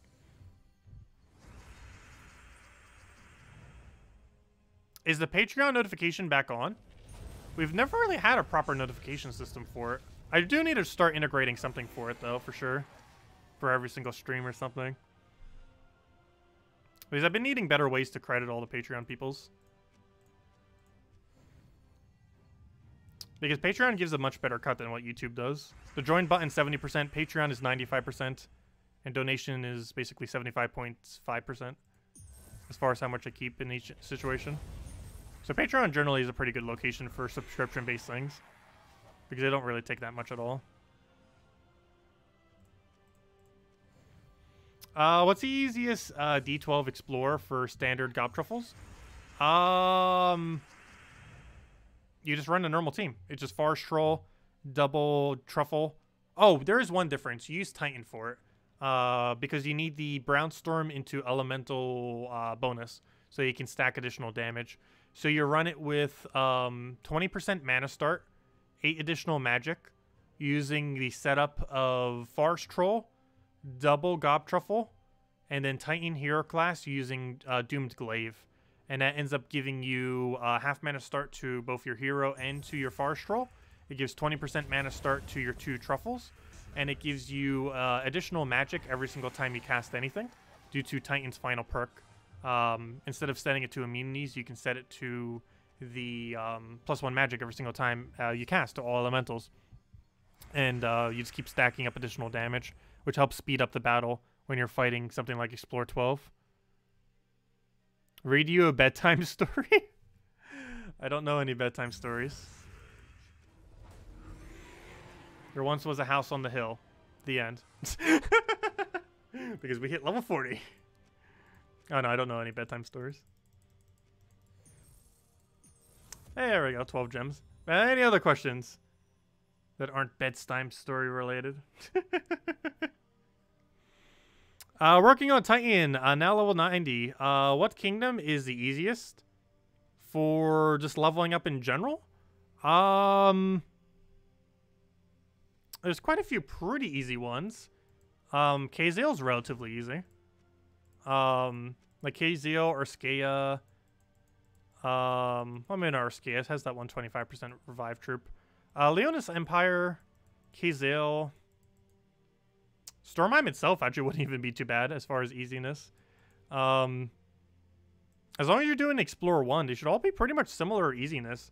As long as you make sure there's none that have any kind of revive or spell reduction, which are in very few kingdoms. As far as spell reduction, the only 2 main locations you need to worry about are Donna and Whitehelm, so just don't do those two. For revive, most kingdoms don't have that much revive. The only really annoying ones are Dragon's Claw and Groshnak, just because they both have multiple things that can revive, as well as Dragon's Claw having one with 50% and Groshnak having one at 100%. But as long as you avoid like those 4 kingdoms, you can pretty much have a similar easiness for most kingdoms if you're just running Explore 1 or 2 for quick kills. Just to level up a hero class very quick. How where do you grind gems? Treasure hunts. You just keep spamming treasure hunt over and over and over again. You just basically take the first move you see. Don't even try playing the map properly. What you want to do is try getting as many green chests as you possibly can. So just keep doing that over and over until you can keep getting green chests. Just taking the first move you could possibly see. And just rinse and repeat over and over again. And this gives the best rate of gems in the entire game, averaging around 50 to 70 gems per hour. You do need to already have the maps, however you can just get them for glory. And you eventually have a surplus of maps anyways as you progress through the game. But that's pretty much all you have to do. And this ends up giving a pretty substantial amount of gems.